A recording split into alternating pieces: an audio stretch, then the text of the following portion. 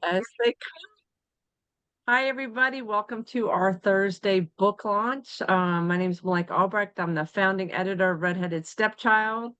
And we should be having a new issue coming out sometime soon. Fingers crossed, we're still making final decisions. But super excited to celebrate with David today. We're really lucky that Connie introduced us so that we could welcome David Cazden. He has lived in Kentucky for over 50 years and is currently a resident of Boyle County. He was a poetry editor for Miller's Pond magazine for over 5 years, and also a finalist for Pablo Neruda Award from Nimrod International magazine. He's been nominated for a Pushcart Prize and received an Al Smith Fellowship for Poetry from the Kentucky Arts Council. David, I'm so excited to have you here to celebrate new stars and constellations. And I have a link in there to Barnes and Nobles, and we'll put one in from the publisher, who is Bainbridge Island Press. Welcome, David. Thank you for coming. Thank you so much. Thank you, Connie. Thank you, Malika. Um, yeah, my book is a new and selected, but there's only 6 or 7 older poems in there. So I just put together a little reading that has some new poems that aren't in the book. Most of the poems are in the book, and a few of the older poems from the book. So it's a hodgepodge of things. Um, I want to start with a poem that isn't in the book. It's a very personal poem, and hopefully it's straightforward. It's called When You Went In. At first, they wouldn't let me visit, thinking I could be the problem. On the third day, they led me to a private meeting room. A nurse sat nearby, eavesdropping with a notepad. I noticed you finally slept, so we gathered up the thinnest threads of conversation couples sometimes keep within their hands. She watched us weave broken things together as if she somehow knew about unfamiliar beds, jarring medications, the stroll to group therapy where I promised not to let things get this way again. And though my words had no more weight than window light, the room brightened anyway. I picked you up next day, clothes and toothbrush packed, discharged at 8 a.m. Threads of early mist wound around our car as we drove away, dragging tin cans of newly wetted morning light through the roadside shadows, clattering and flashing on the short drive home. So that's one of my new ones. Um, I'll read another new one.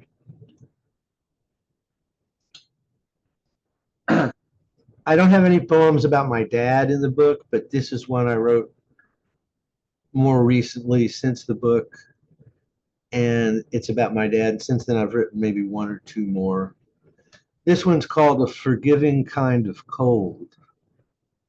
Under a cathedral of oaks, over crumbling curbs, my wife and I follow a path I took as a kid, past mature Bradford pears, where rinds of an entire year ripened and fell.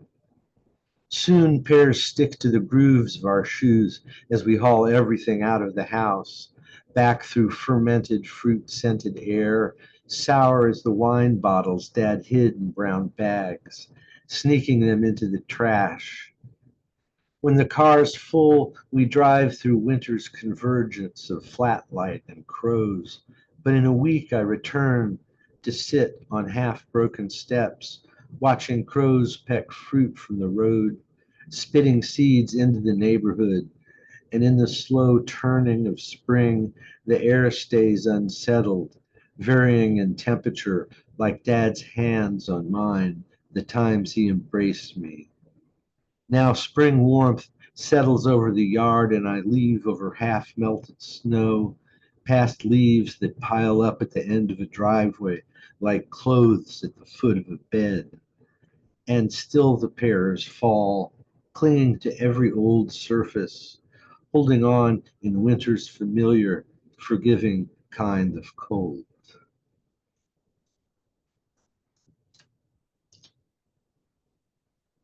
I'm going to switch gears again.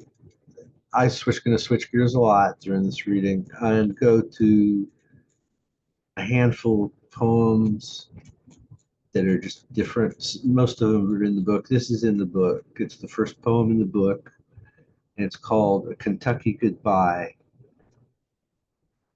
By the time I saw you in skirts of jasmine and sweaters of dandelion, it was almost too late.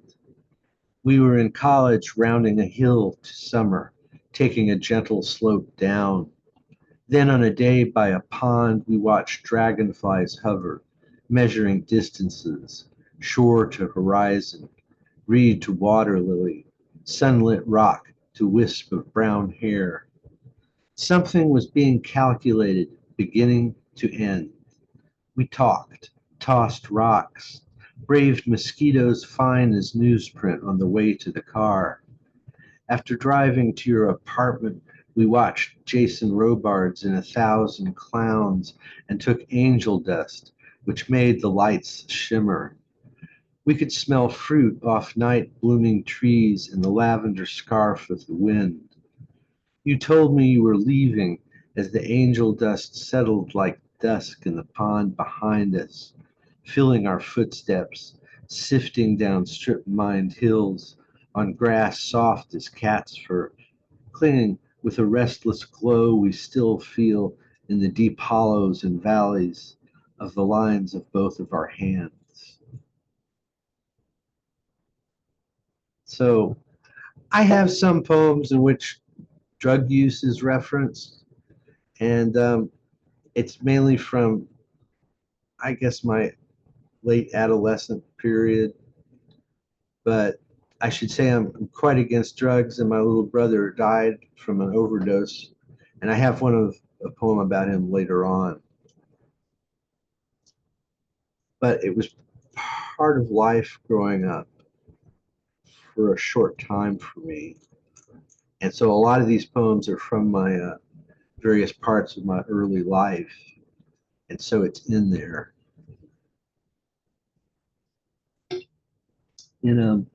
I have two poems in the book which are about decades or titled decades. I have one called In the 80s and one called In the 70s. And maybe one or two of them mentions some kind of drug use in a kind of poetic way, I think. This is in the 80s. We were tinted by disco lights, flashing cinnabar, jade. Our drinks were tipped with sugar, a twist of mint like an arm around our waists. Our faces glinted bright as streaks of obsidian on cliffs of a dance room floor when you plucked the shine from the Kentucky evening, sprinkling it like glitter on your lips and eyes.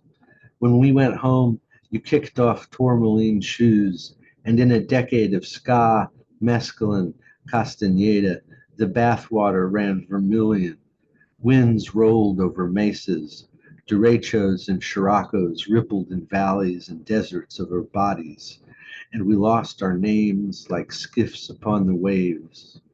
By the time we split, the decade passed, and the dance without steps, the incantation of the bath and dance hall cliffs, fell to shadows and rippling sand.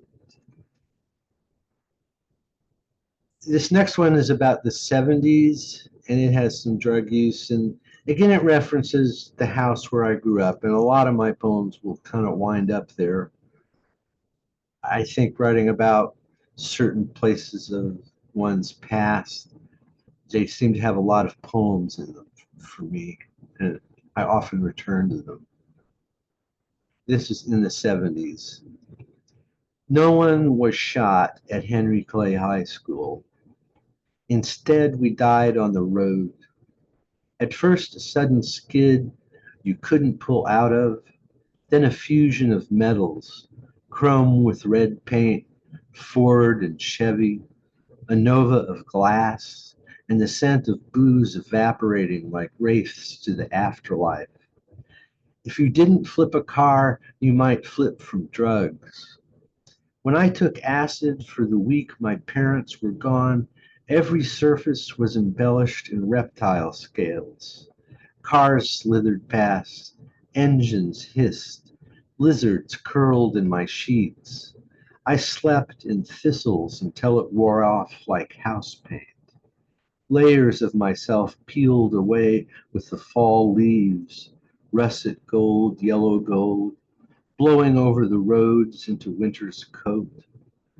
In the 70s, Mom stopped driving and didn't leave the house.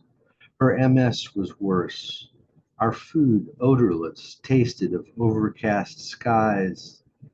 Time sloughed away like frozen pears on the branches. My brother left home, and Dad fell on the stairs, soft as fruit in autumn. When I finally left, acorns tumbled from limbs, whole forests tucked in their endosperms, brown hulls cracking over the sidewalks, crumbling and bending with the world under my feet.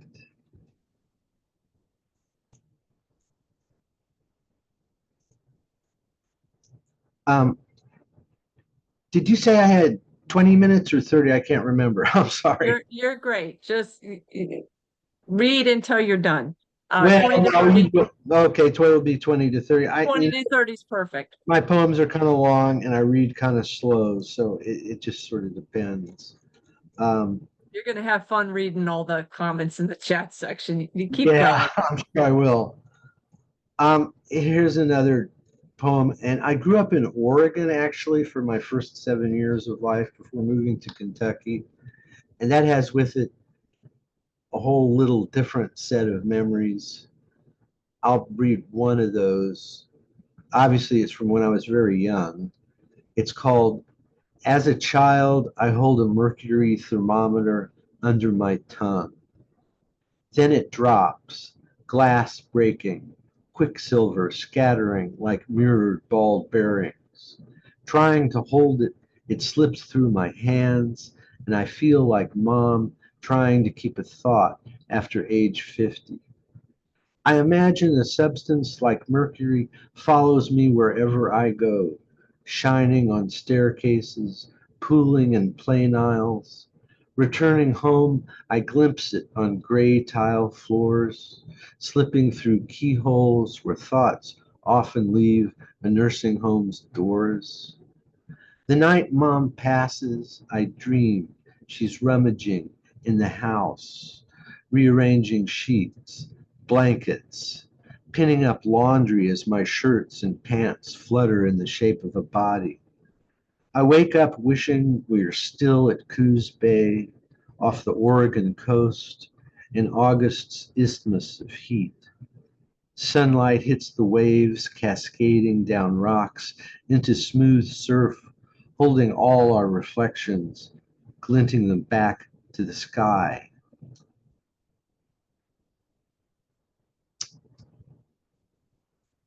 One more about my mom. This is short, a little shorter than the other ones. This is titled Called Home. I tasted the tang of lead paint off the garage where I learned to dribble and shoot, practicing until a basketball folded its wings into my palm. I breathed in cleaner Mom used in the bathroom, a distillation of pine forests and tree shadow. I took things into my body that would never leave, carrying them with me, visiting after she died. In the backyard, months of rain turned to dandelions along the rear boundary where I'd slip under a chain link fence, walking to an abandoned coal pile, past the iron spines of the railroad tracks and thickets of pipevine, wild grape, hemlock, and thistles that wore violet eyeshadow in summer. From that far place, Mom called me home, her voice echoing over the driveway, through the lot next door, to the rusty fence, then to my ears and the fields beyond.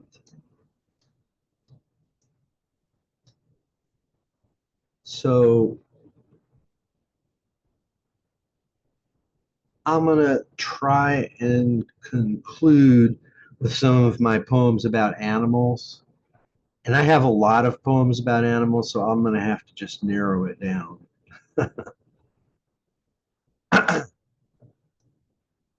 This one is one of the poems I've written that isn't really a personal poem, which is nice to do every now and then. I should force myself to do it more often, but a third person poem and probably an ecological poem.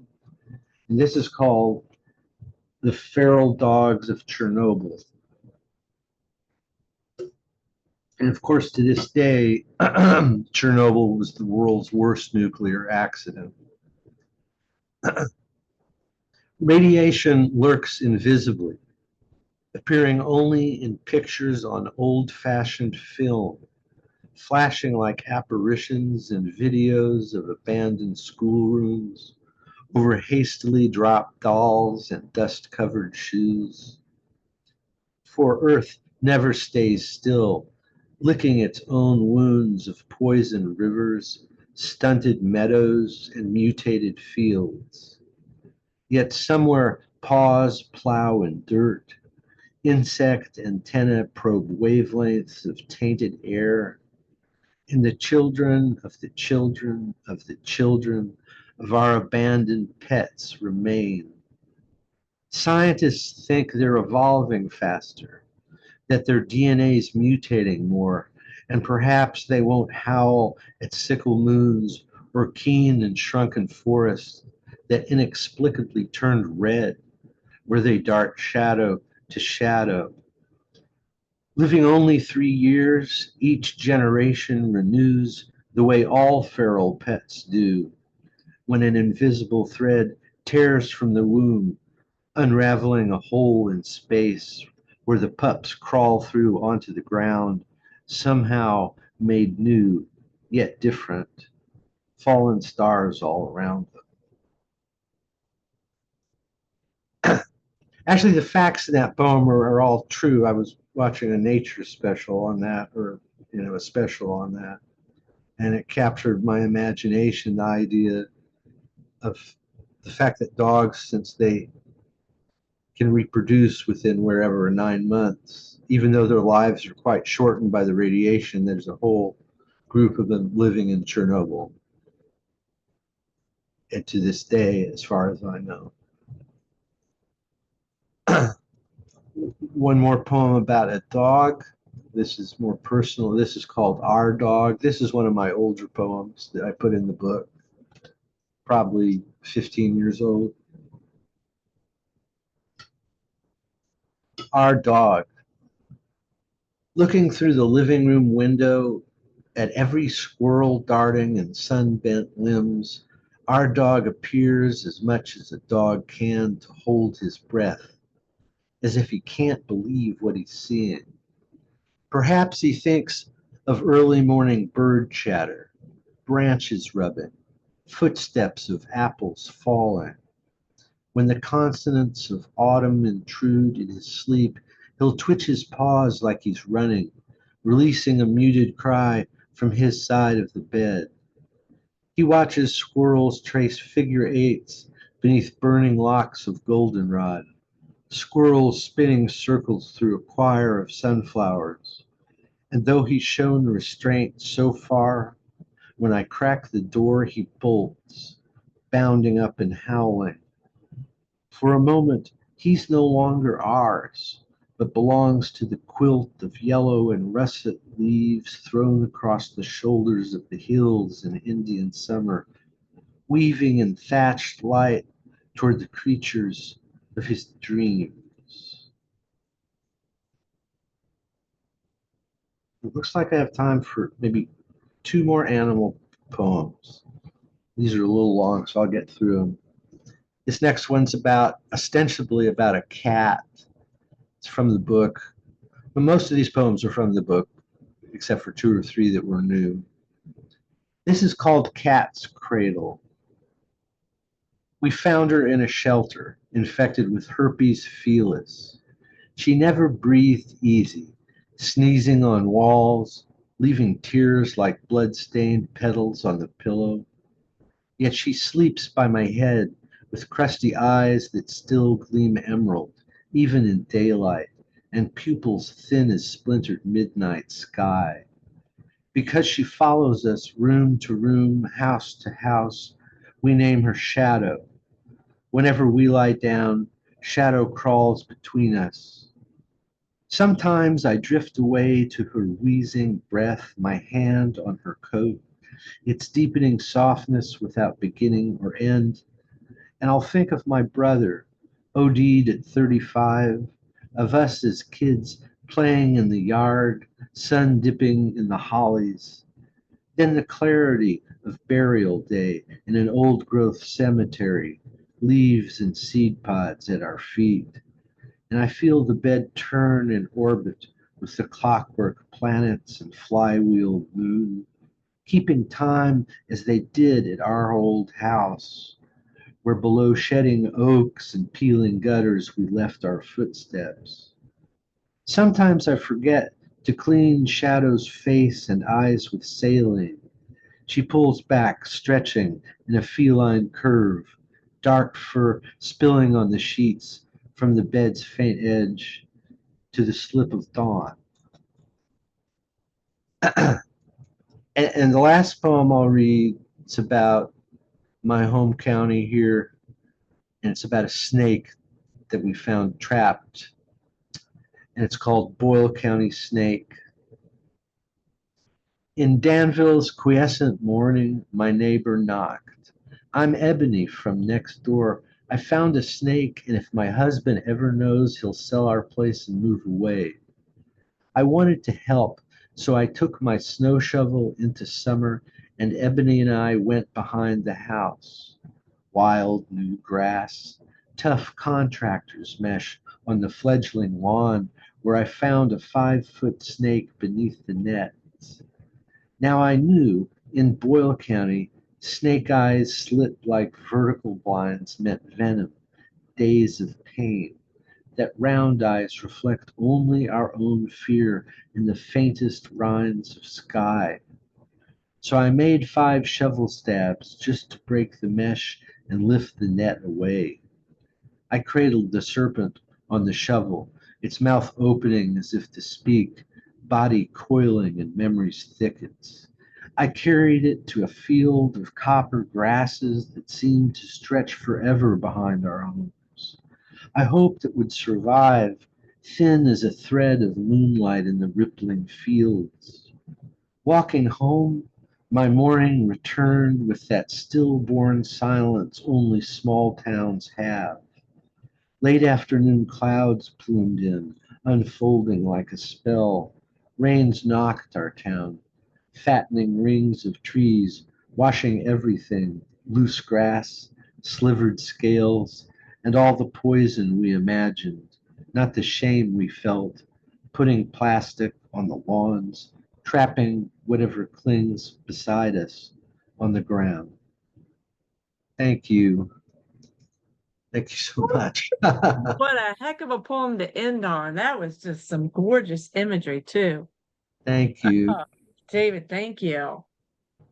If people want to unmute, I know y'all have questions. Let's just take a moment to say thank you. I can't wait till you get to read the chat section too. Oh, Okay. thank Billborn you. silence, small town, only small towns have. Wow. Yes. Beautiful. Gosh. This It's a is beautiful actually reading. the smallest town I've ever lived in. There's only 16,000 people here, Wow. but it's a nice little place. It is. And one of them is Rand Paul, right? He doesn't live here. He lives hundreds of miles away. Well, and isn't Mitch McConnell from Kentucky? Yeah, all those guys are from Kentucky, but that doesn't mean we're all the same here. We're not. No. We're not all the same. I've got a comment for David. Yes. David and I know each other in an oblique way.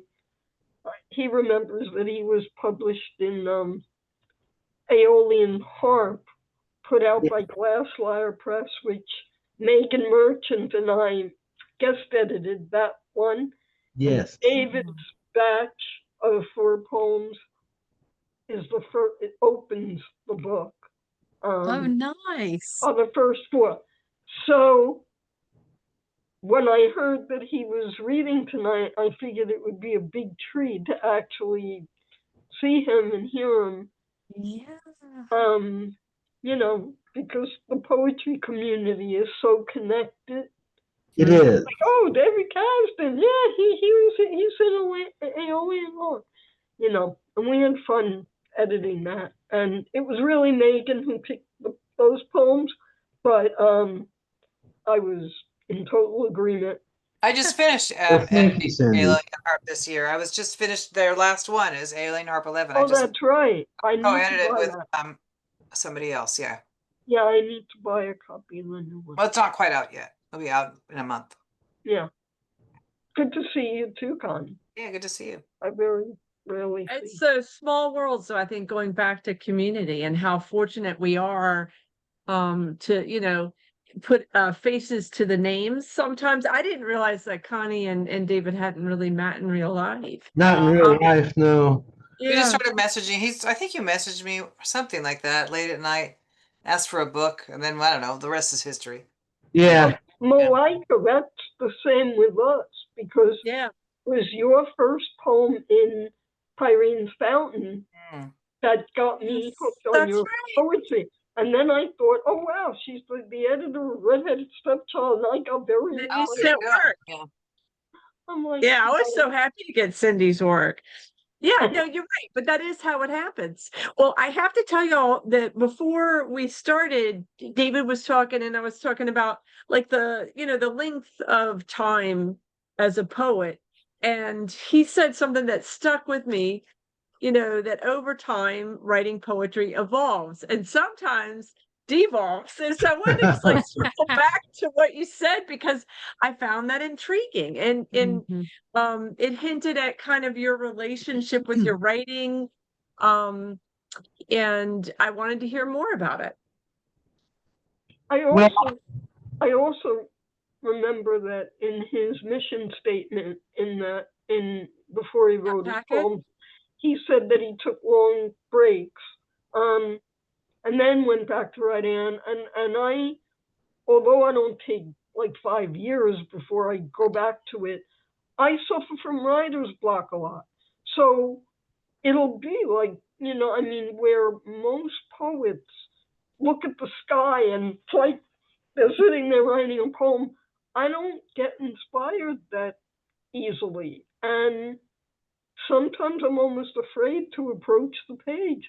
So I don't know why, but I do go through writer's block. And so I kind of understood, leaving it for a while, which I kind of respect, and then going back to it.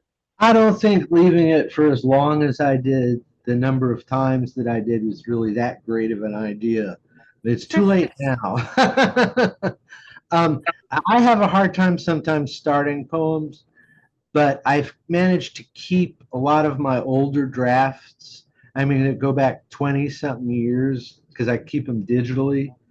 And I'll go and look at some older poems that I've started, and I'll kind of get an idea from there, like, oh, I know what I was thinking. I can do that a little better. So I often will, instead of starting something from a complete blank page, look at an older poem that never made it anywhere and find something good in it and kind of pull on that to start. I do the same Sometimes thing. I'll just salvage one stanza out of the entire poem. It's like the rest of it is crap, but I think I can use something on this stanza and then I'll build from it. Yeah. Well, I have like 10 pages of just words and phrases. Yeah, me too. And when I look back at it, I go, oh, that did become a poem. So apparently it is. Sometimes I'll write a poem like you and I'll have all those pages of, I call it ideas for someday. And I'll go, oh, and I'll have a phrase and it's like, like magnetic poem. I go, that's perfect. Yeah. It happens to fit the theme of the poem and it works well. It's nice to hear different people's process because I think a lot of times I hear people who, have a very dedicated writing, schedule. And I admire that deeply, but that's not been my process or my experience. And so, it's nice to hear other people's approaches or experiences, really. Because I wouldn't say I chose it that way. It's just kind of how it is. Well, I always consider I tell people, even if I'm not writing, I consider myself observing, Yeah. and that's part of the process. Mhm. So, Yes. you know, I like to call it gestation, a very long gestating Yeah. period where I'm just taking in and experiencing, composting, if you will. Yeah, it's like when the flowers go dormant. It's doing its thing. yeah, Yep. Yeah, there's things going on underneath that you don't see. That's right. exactly. Yeah, agreed. David, do you have a new collection in the works now? Yeah, I'm starting to gather one up. Yep. Yeah. It's about maybe a little over halfway done, I think. Oh, that's great. Maybe. So It's yeah, exciting. Yeah. it is exciting to think that I might get another book. It really is. Yeah. I've got a ways to go though. So Yeah. Good question, Karen. Any specific questions about particular poems or thoughts or about process? No? Okay. I didn't think I missed any questions in the chat section. If I did, y'all need to shout them out because I tried to stay. What I saw was a lot of the same lines that were resonating. Some Yes, gorgeous writing. I mean, just some very lush language. Connie, you must have fun writing the blurb for this book. Really did. And I'm going to be honest about something. Some blurbs are really hard to write with the material that's Ooh. presented. And this was so, Yeah. it's always a pleasure when you're like, wow, I got a lot of fertile soil to work with here. So it was a pleasure to write the blurb. That's thank you, awesome. Connie. I really appreciated it. I still feel like saying something in defense of Kentucky because the publisher, I did have the title of Kentucky in there, and he didn't want to put that in there because, I was a little surprised when he changed the title. I was, yeah. I love Kentucky. well, the Yeah. publisher just thought it would. I couldn't argue with him. He thought it would pigeonhole it somehow. I You thought know. that he was going to say, because then people would just think it was about Kentucky and it would have a broader. Right. Yeah. It's got a. I love It, poems of place. yeah, it's a very. I do. I just, every time I see a poem with a place in it, I get excited. Like, you know, It's a beautiful state, and there's a lot of different kinds of people here in rural and semi-rural areas. And in our two big cities, Lexington and Louisville. And Lexington has a thriving poetry community with like 5 different open mics. But it's a red state. It always votes really red And because, fishing lines in Lexington, isn't it? Aren't they? pardon me? Are Yeah, the fishing finishing. line press in It's actually, that's in Georgetown, but it's near Oh, it Lexington. is. Oh, it's Yeah. close by. Okay. Yeah, I know Leah a little bit. But it's a very big rural population here. It's very odd. It's much more than you would think. It's actually a pretty large state, like 4.5 million. That's like medium size. So the million or so people that live in these cities, and they're really progressive, and including this little town, they get overwhelmed at the polls by this very large rural and population that extends out to the Mississippi and down to the Tennessee border and the Appalachians on the other side, which they're all beautiful places. I've been there, but they're really very relatively not densely populated at all. So your It's, poems really really captivate what you're talking about. That's yeah, what I really love about them, the beauty of all these places and why they're beautiful and the story and the history. That's what I really loved about it. I want to get that thank you. book. Now, Good. I put the link in there. You can go straight to the publisher, Bainbridge do. Island Press, or you can do the Barnes and Noble's link that I'll put up there. Yeah. Well, I think that one of the things that struck me about the work is there's kind of a reverence for place and people. And I'm not surprised you find yourself coming back because there's just like a rich layering of imagery that gives a weight to each poem that for me was very palpable. Yeah. and I don't know what else to call it, but kind of a reverence or a deep seeing Yeah, it's a good of way a to put it. place.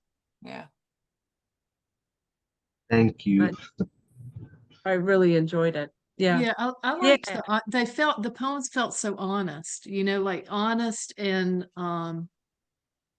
yeah, just honest and appreciative of the life that the poems are talking about. I just thought it was a really, I don't know, it's lovely. It was a lovely journey through the poems.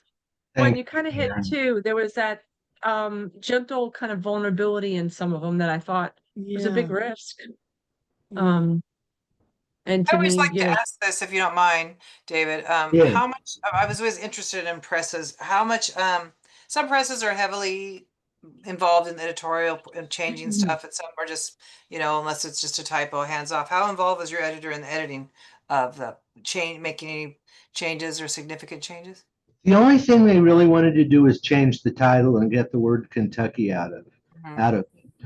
Other than Really? that, I asked them to make sure and use a big enough typeface, and they made it so that the poems kind of are split. Because most of my poems are a little long, as you may have Yeah. gathered, and they run over a page, and I didn't want. It's possible to cram them all in one page in little typeset with little space between the lines. But I've seen books like that, and I've had a hard time reading them. I have a really hard time with the small typeset. I Yeah. prefer yours this size. I Yeah. asked my publisher for the same thing. Yeah. Yeah. So that's really all they interfered with was the title. They just That's didn't want to good, have the yeah. word Kentucky in it. I mean, they're out there probably in the furthest point west besides Alaska in the Yeah, United States or Hawaii, So, if they want to change the title, that's fine. That didn't bother me that much. good question. That was interesting. Yeah, because it does matter. Different publishers are pretty hands off, and some are really intimately involved. Yeah, it does depend. Mm. Any other thoughts, questions for David? I feel like we're heading towards open mic. So, Connie, we got you first. All right, cool. Then I have to get my glasses. Hold on a second. A Poet Unprepared. You're good. All right, so this is a recent one. Am I still on recording, Malika? Yeah, do you want me to pause it? Could you please? No worries. Hang You on, know the John. rule. Yeah, They're gotcha. 5 or 6 minutes. No worries. Karen, I have you next. And can we show the card that inspired this one? There we go. Unmute, I think. Is that me or you? No, Oh, that's it's you. me. Yeah, sorry, brain fart. Can you hear me now? Can you hear me now? Okay, now okay. Y'all can You're hear good. me, right? Yes. Yeah, okay. You're good. Okay, so this poem is written in response to a tarot card because I am doing a challenge this month trying to write a poem in response to a tarot card every day. And I was telling Malika my overreaching theme, not overreaching. My theme seems to be thinking about what am I doing with my writing? So anyway, yeah, so I'm basically using the tarot cards as like a prompt. So this is the card that inspired the poem. Can y'all see that okay? Yeah, okay. So this is the card that inspired the poem. When the Four of Pentacles asks what I'm ready to manifest, White Rabbit, as is her habit, is dancing to the tune of a blue crescent moon, sidestepping thistles through the whistles of crickets, thrilling to the trilling of the seek of whippoorwills, wooing the redbird's singing song. This is the dreaming of the well-read red fox in the den of White Rabbit, where her kits are snuggling unattended, awaiting the return of her attention to them. Food for thought. I am the dancing white rabbit. The den is my heart. The kits are my not yet grown, unfinished poems. The fox is my knowing. It's time now to ready my poems for journeying out into the world. I love it. And yes, it is. It's time to send them babies out. Love it. Yeah, it's beautiful. The music was just gorgeous. Just gorgeous. And I'm glad that we could see the picture. I think that, that just adds something to it for me. Thank you, Karen. Thank you. Is this the whole month of October? Yes, Yay. it's a lot. I'm so glad. Laura, I have you next. Okay, great. This is pretty fresh ink. I just finished reading The Barn, The Secret History of a Murder in Mississippi, by Wright Thompson. He's a white son of the Delta. And it's really all about how we know where they found Emmett Till, but where he was really killed is not spoken of in the Delta. The book was really, really well written. I recommend it highly, but it inspired this poem. After Emmett, and it has an epigraph.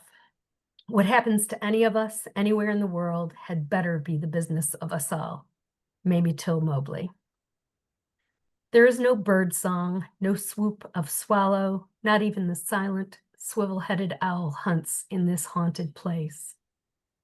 It's not the quiet peace of the sacred that cloaks this barn in the Delta. No, it is the held intake of breath that hallows a place profane. The rope is gone, but the rafter holds its mark. In the nearby river, ghosts roam among the knees of bald cypresses. They weep an endless refrain, caught in barbed wire. Bloodless, they moan and wail for what no longer remains. Too many to count, broken of neck and so swollen of tongue that it's hard to fathom how they make so damn much noise. And yet, no one in the Delta stops to listen. Thank you.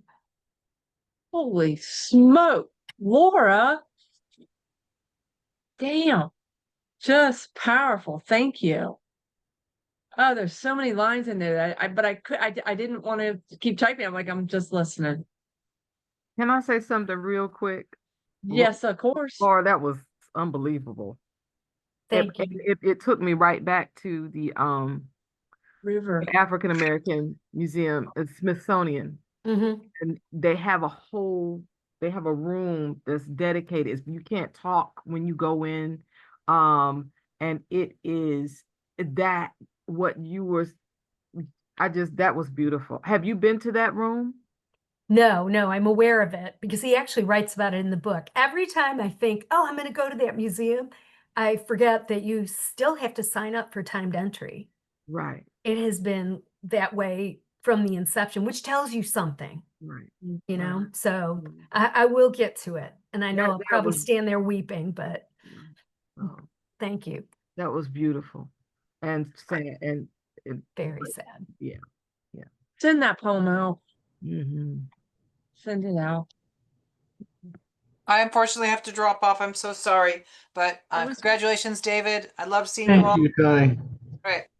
Love Take you, care. Connie. Bye-bye. Connie. So good to see you. Christy, you're next.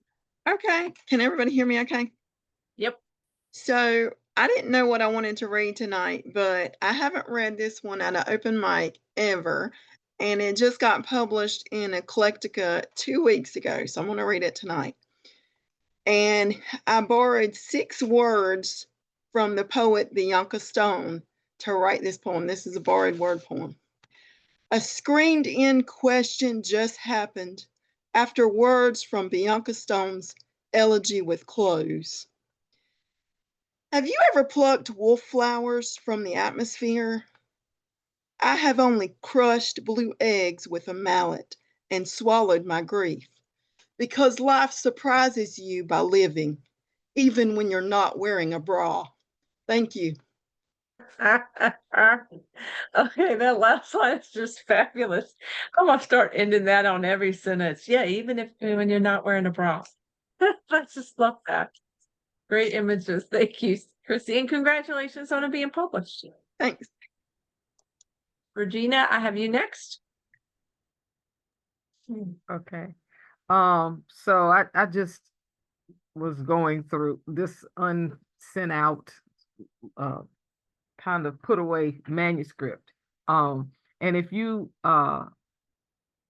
watch me, see anything I have to say on Facebook, you know I am just in a state.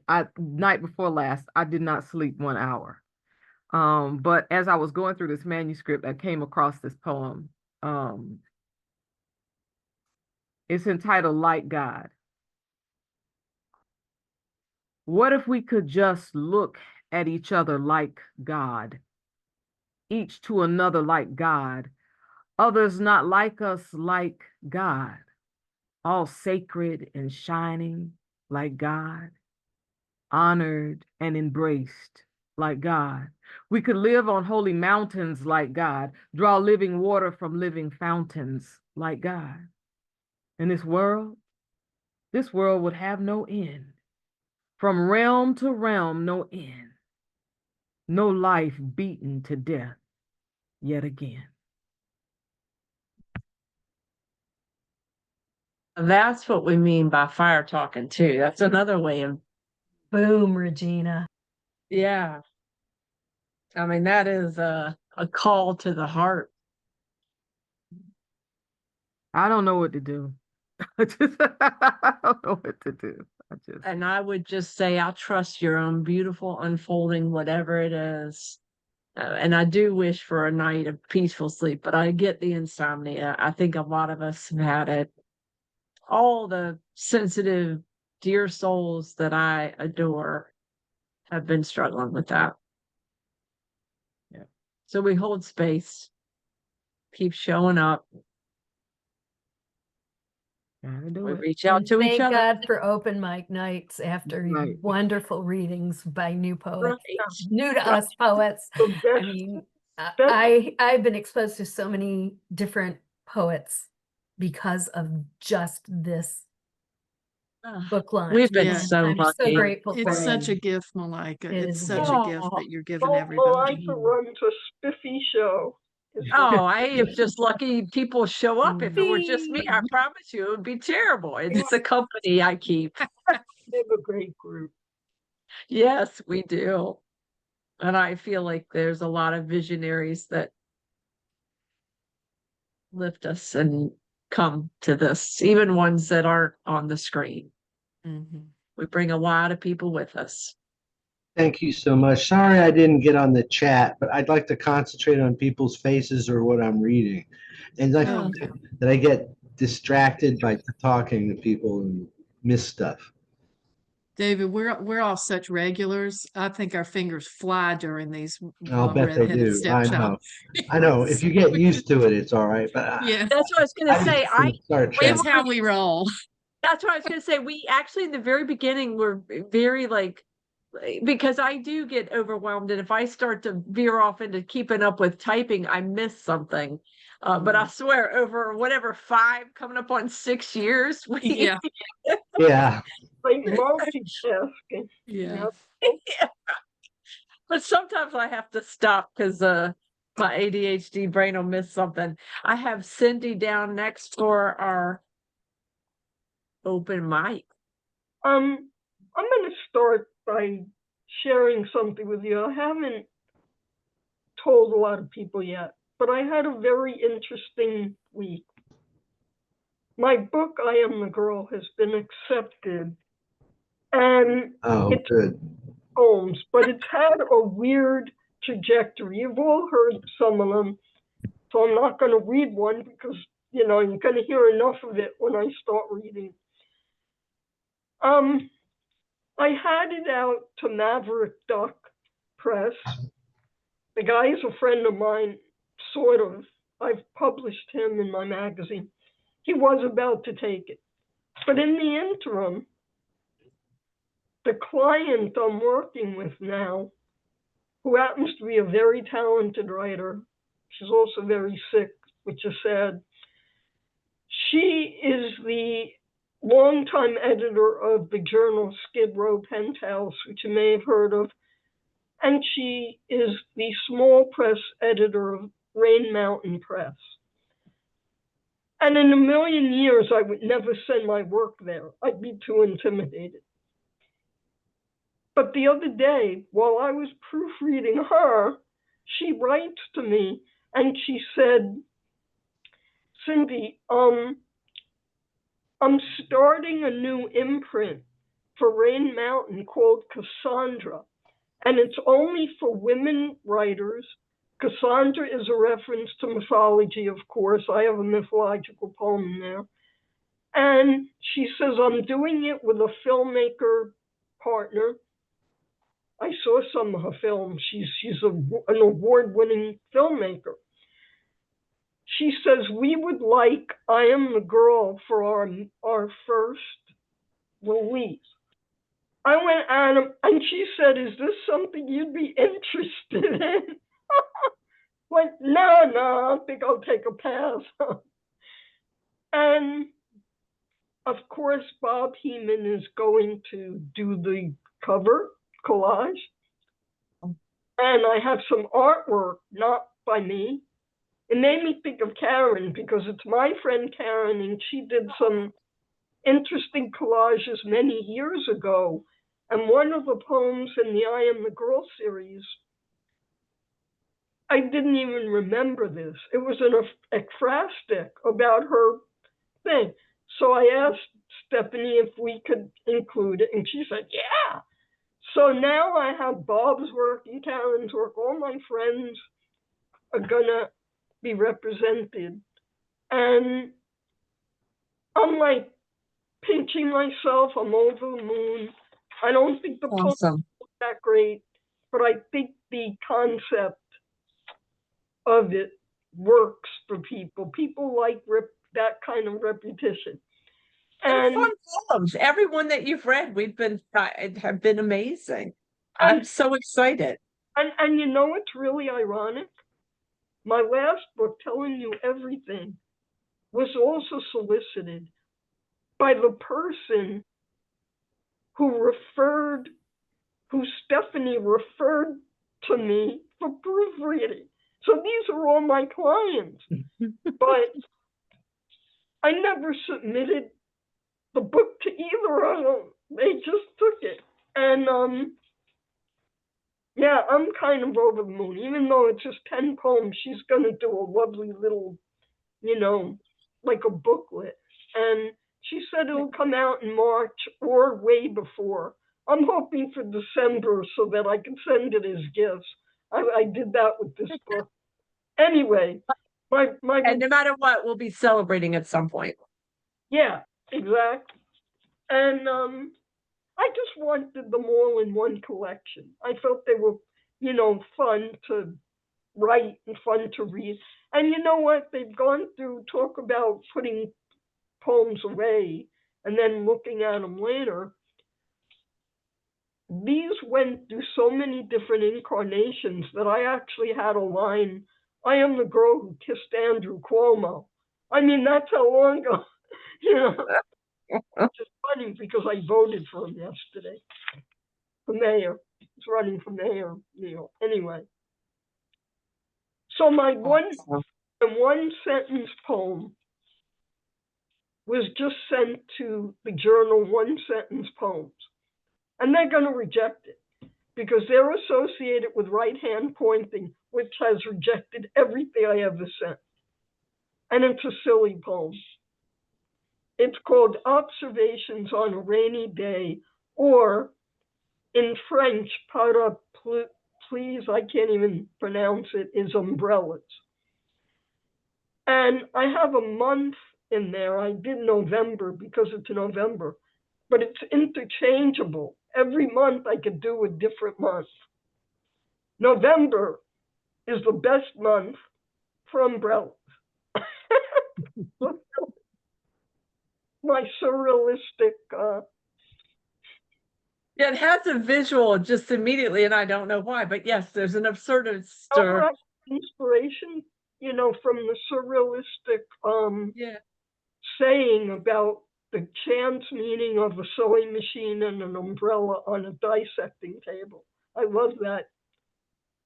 I think it was Count La Tremont who. I know a lot about surrealism, so I graphed, all those little sayings. So it's ridiculous. But you know what? When I sent it to Bob, he said, oh, if I was still publishing Clown War, I would take that. And when Bob wants anything of mine, That's what I was gonna say. You understand that that's the experienced short poem. goes at work, you know. So anyway, I'm What sorry was I have so much time on congratulations that we love celebrating good news, and that is indeed good news. I'm like so excited. Yeah, well, I mean, we knew it was coming. I remember we were talking about it, and you've been saying, "Yeah, no, it hadn't been picked up." I was like, "Give it time." Well, I had The next person, and mark my words, guys, next person we're celebrating in 2026 is Karen. That book's coming. Feel it. I feel it hard. It's a done Well, deal. yeah, send that out in the universe for me. That'd be great. No, the universe sent it to me. I'm just That'd be passing it great. along to you in case you were doubting. Be well, everybody. I'm David, down thank with it. you. I can't wait. everyone. I'm so excited. Be well. Bye. Hang in there, All people. right. Thank you. Thank you so